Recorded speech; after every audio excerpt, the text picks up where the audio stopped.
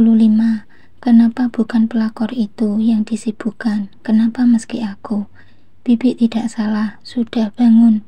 Jangan pukuli diri sendiri. Ayo buatkan susu Cika dulu. Kasihan dia, sepertinya sudah sangat haus. Perintahku lagi. Iya bu, ibu nggak mecat saya. Saya sudah siap bu. Saya bahkan sudah nyusunin baju-baju saya. Gaji saya bulan ini nggak usah dibayar. Saya minta ongkos pulang kampung saja bu. Sudah, jika haus, buatkan susunya. Enggih bu. Bi Ina bangun lalu berlari ke dapur. Pegawai toko masih menatapku penuh prihatin. Kami semua juga minta maaf mbak. Kami teledor. Nggak ngeh kalau ada penculik masuk, kata Pak Joko dengan kepala menunduk. Rupanya mobilnya ditaruhnya jauh di sana mbak, di seberang. Lalu mungkin mengendap-endap masuk saat kami semua sibuk. Kebetulan Bi Ina dan istri saya asik di dapur. Non Cika tidur di kamarnya, timpal Pak Basir tak kalah murung. Mbak, kami minta maaf. Tadi banyak pelanggan yang nelpon. Kata mereka ordernya sudah masuk belum. Biar ditransfer uangnya, lalu minta diantar barangnya segera. Kami tidak berani buka laptop mbak. Jadi kami suruh tunggu mbak aja. Memangnya Siska kemana sih mbak? Kenapa dia nggak masuk? Kami jadi amburadul semua.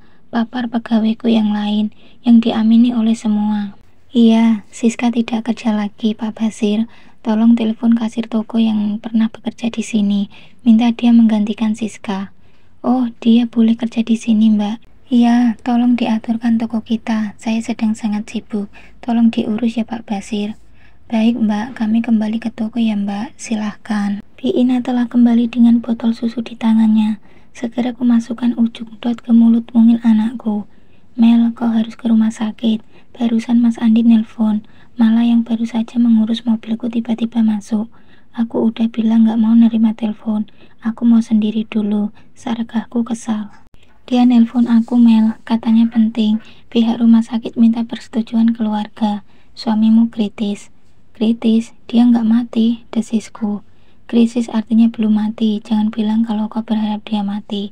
Terus kenapa Mas Andi nyuruh aku ke sana? Aku bukan keluarganya lagi malah, aku hanya mantan istri. Kalian belum sah cerai Mel, pihak luar taunya kau istrinya. Papa mamanya sedang dirawat juga, lalu rumah sakit menghubungi siapa dong?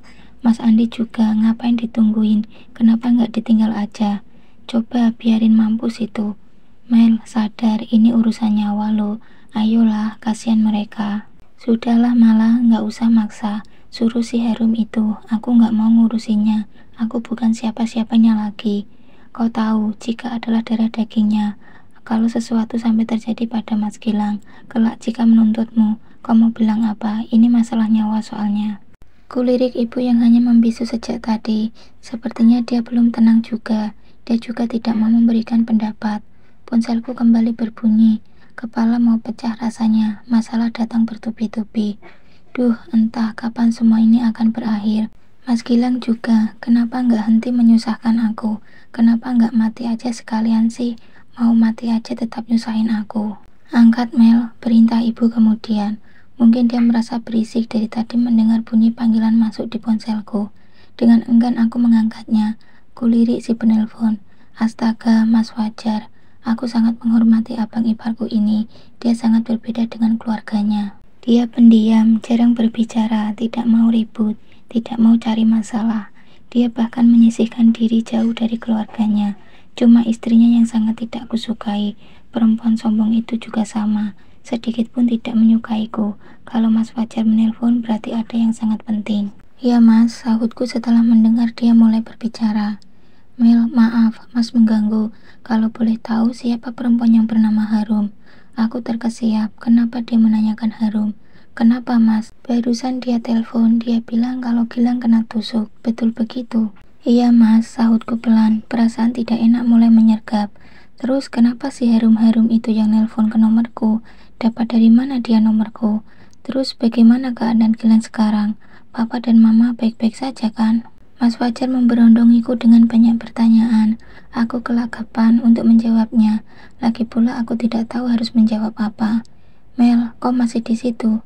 Iya Mas. Mel, ada apa sebenarnya? Coba kamu jujur aja. Sepertinya ada yang tidak beres. Sebenarnya, maaf, Sebenarnya aku dan Mas Gilang sedang proses cerai, Mas. Apa? Maaf, Mas. Papa dan Mama juga sedang dirawat di rumah sakit. Kalau bisa, Mas datanglah. Kasihan mereka, sudah nggak ada yang ngurus. Mel, kau ini ngomong apa? Mas Gilang selingkuh dengan pembantu kami, Harum, perempuan yang tadi nelpon Mas Fajar. Mereka bahkan mau menikah. Makanya aku minta pisah, Mas. Lalu Mas Gilang ditusuk oleh kasir toko, karena Mas Gilang rupanya berjanji menikahinya juga. Pokoknya Mas Fajar pulanglah. Mas nggak mau tahu, kau urus dulu semuanya sampai Mas datang. Sekarang ini juga Mas akan pesan tiket penerbangan pertama besok pagi. Kau paham? Tapi Mas, Mel, Mas nggak mau tahu, kau mau cerai atau apa. Pokoknya kau urus dulu semua ke rumah sakit. Saat ini cuma kau yang bisa mengurusnya. Aku akan telepon Kak Bulan agar segera ke sana. Mas Fajar, halo. Pergilah, kata ibu saat mataku menatapnya. Tapi aku nggak mau, Bu, desahku putus asa. Tolong temani dia, Nak Mala, pinta ibu menatap Mala. Tentu, Bu, saya tidak akan meninggalkannya sendirian saat begini, sahut Mala. Bi Ina meraih Cika dari pangkuanku. Mala membimbingku berdiri lalu memapahku menuju mobil. Saat begini, kenapa bukan pelakor itu yang disibukkan?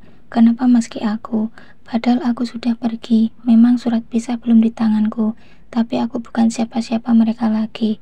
Aku tidak mau berurusan dengan mereka lagi. Mobil yang dikemudikan oleh Mala perlahan membelah jalanan. Aku menyandarkan tubuh, mencoba menekan semua kegundahan ini, tapi tidak bisa. Aku sangat tersiksa. Mala, aku mau ke pantai sebentar. Lirihku mengejutkan Mala. Panti? Tanyanya tak percaya. Iya, aku mau bertemu Mas Reno. Sebentar saja. Aku sudah tidak kuat. Aku mau bersandar sesaat. Sahutku tak peduli dengan keheranannya. Aku ingin bersandar di dada Mas Reno. Malah, tolong jangan banyak tanya. Kau tahu, dengan melihat Mas Reno saja mungkin tenagaku akan kembali. Mungkin lelah ini bisa terobati. Kalian pacaran? Malah masih keheranan. Tidak, kami tidak pacaran, tapi kau tahu, bila aku sedang susah, hanya Mas Reno yang mampu mengembalikan semangat hidupku. Baik, kita singgah sebentar, tapi ingat, hanya sebentar. Sahutku lemah. Bab 66, antara baik dan naif, beda tipis. Kurai ponselku, ku cari nomor Harum di daftar kontak. Segera ku tekan tanpa ragu. Kak, kakak di mana? Tolong Mas Gilang, Kak. Dia sekarat. Aku nggak ngerti gimana ini. Teriak perempuan itu begitu teleponku tersambung. Dengar pelakor, dengar baik-baik. Laki-laki itu adalah calon suamimu. Kau urus sendiri. Aku tidak peduli. Oh iya, kau menanyakan aku di mana sekarang. Aku mau ke panti, menemui selingkuhanku, seperti yang kalian tuduhkan padaku waktu itu. Mas Fajar akan tiba besok pagi. Kau temui dia, kau ceritakan semua padanya. Katakan kalau aku tidak mau mengurus keluarganya, karena aku bukan bagian keluarga mereka lagi. Paham? Kak Mel, aku bukan kakakmu. Segera aku putuskan sambungan telepon. Jadi kamu tetap kekeh nggak mau ke rumah sakit. Malah melirikku sekilas. Ya, sahutku tegas. Terserah deh. Kalau kau jadi aku, apa yang akan kau lakukan? Resapi dulu, bayangin kau di posisi aku. Kalau aku jadi kamu, aku nggak bakal sempat nikah sama Mas Gilang.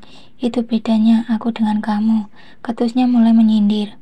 Oke, aku yang salah. Sargahku pasrah. Ya, dari awal memang kamu yang salah. Terlalu cepat menilai sesuatu yang belum tentu benar. Kalau ku bilang kau itu terlalu naif. Tahu nggak? Kau mengira semua orang itu seperti kau cara berpikirnya. Aku naif? Iya, kau naif. Kau nggak tahu kalau hati orang itu bercabang-cabang. Kau pikir kalau orang mengatakan A, pasti di hatinya juga A. Padahal belum tentu. Kenapa meski begitu? Itu namanya nggak jujur.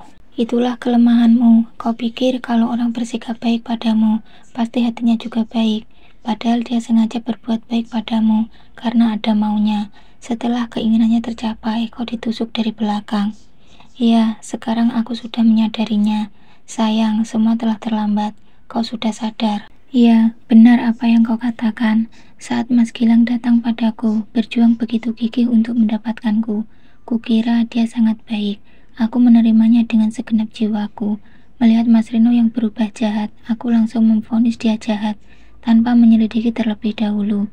Padahal Mas Gilang yang telah menciptakan kesalahpahaman antara kami. Harusnya itu bisa dihindari. Andai itu terjadi, maka aku tidak akan pernah menjadi istri Mas Gilang. Betul sekali, begitu juga dengan Harum. Kau hanya melihat sikap baik dia dan ibunya terhadapmu, tanpa kau curigai apa maksud mereka yang sebetulnya. Andai kau tidak terlalu naif, maka Harum tidak akan pernah menjadi duri dalam rumah tanggamu. Terang malah panjang lebar. Semua sudah terlanjur malah, aku harus menerimanya. Tapi mulai sekarang aku tidak akan terperangkap di dalam lubang yang kuciptakan sendiri. Bagus, jadikan itu semua pengalaman berharga bagimu. Sahutku pasti. Aku nunggu di sini, kau masuklah. Janji jangan lama, kata Mala saat mobil sudah memasuki halaman parkir panti rehabilitasi, tempat Mas Reno dirawat. Kamu nggak mau ketemu Mas Reno? Tidak usah, kalau ada aku nanti kamu malu saat mau bersandar. Candanya menggodaku. Nggak apa-apa, kau pikir aku malu? Enggak ya, aku takut malah kau cemburu. Secara hingga detik ini tetap nggak punya pacar. Balasku balik menggoda. Hahaha, malah tertawa lepas. Ketawa, harusnya kamu itu malu. Lihat Rani itu, makin hari makin lengket aja mereka. Sudahlah, seleraku sudah dicari, cuma ada satu di dunia ini. Rupanya udah punya orang, sahutnya masih tertawa. Hanya ada satu, udah punya orang, tanyaku mengulangi dan menekankan kata-katanya. Iya, udahlah, nggak usah dibahas, nggak penting juga, sergahnya sambil turun dari mobil. Maksudmu udah punya orang itu apa yalah? Tanyaku ikut keluar. Aku nunggu di situ ya, sambil ngobrol bareng Pak Satpam, serunya sambil berlari kecil menuju pos Satpam. Malah jelasin dulu, teriakku mengejarnya. Udahlah, sana kamu temui dia. Ingat, jangan lama-lama, katanya balas teriak. Aku tercenung sesaat. Apa maksud kata-katanya tadi? Mungkinkah dia telah patah hati? Patah hati sama siapa? Aku mengenalnya sudah lama, sekalipun aku tidak pernah tahu kalau dia punya pacar. Jatuh hati pada seseorang juga sama sekali belum pernah kusaksikan. Tapi kenapa dia bilang seperti itu tadi? Siapa maksudnya? Cowok yang ditaksirnya tapi sudah milik orang lain. Apakah dia mencintai suami orang? Siapa? Mas Gilang. Nggak mungkin lah. Aku tahu dia jijik banget sama Mas Gilang. Lagian nggak mungkin dia bersikap seperti pakar makan tanaman. Lalu siapa? Apakah Mas Andi? Ya, bisa jadi dong. Dia sudah sama cowok ganteng dan baik budi itu. Tapi karena udah keduluan Rani, dia milih mundur dan menekan perasaannya sendiri. Tapi nggak mungkin juga kali ya. Kuperhatikan sikap Mala ke Mas Andi biasa aja. Nggak ada terlihat salah tingkah atau tersipu malu-malu gitu. Kalau bertemu, sikapnya biasa aja. Lalu siapa dong? Kok masih di sini? Melamun lagi. Tepukan halus di bahu menyadarkanku. Malah, kaget aku, sergahku. Cepat dong, aku masih banyak tugas kuliah nih. Mau balik, ketusnya. Iya, oke. Jadi aku nggak ikut. Nggak kangen sama Mas Reno. Kangen? Ya enggak lah, ngapain kangen? Kamu itu yang kangen, ayo ngaku. Kenapa aku melihat wajah Mala merona ya? Atau apakah aku yang salah lihat?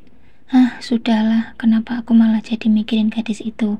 Gegas aku melangkah ke meja piket di teras gedung utama panti itu. Setelah melapor, aku ditemani petugas panti berjalan ke halaman belakang. Pak Reno sudah banyak kemajuan, Mbak. Bisa dikatakan gak pernah sakau lagi, kata petugas itu saat kami berjalan beriringan. Oh iya, syukurlah, sahutku girang. Dia juga sekarang udah rajin ibadah. Salat fardunya gak ada yang tinggal. Alhamdulillah, saya sangat bersyukur. Semoga dia bisa secepatnya keluar dari sini ya, Pak. Semoga. Itu dia, silakan temui langsung ya. Saya kembali ke depan. Baik, terima kasih, Pak. Aku melanjutkan langkah menuju pohon akasia, di mana Mas Reno tengah duduk bersender di bawahnya. Sebuah buku tergenggam di tangannya. Semoga kali ini dia memang benar-benar sedang membaca buku, bukan memandangi fotoku seperti waktu itu. Mel, kau datang, sambutnya saat mendengar suara langkahku. Gimana sidangnya? Lancar kan? Tinggal nunggu keputusan bukan? Lanjutnya. Kok Mas Reno tahu? Aku telepon papa, sahutnya sambil mengembangkan senyum manis di bibirnya. Oh, pantes.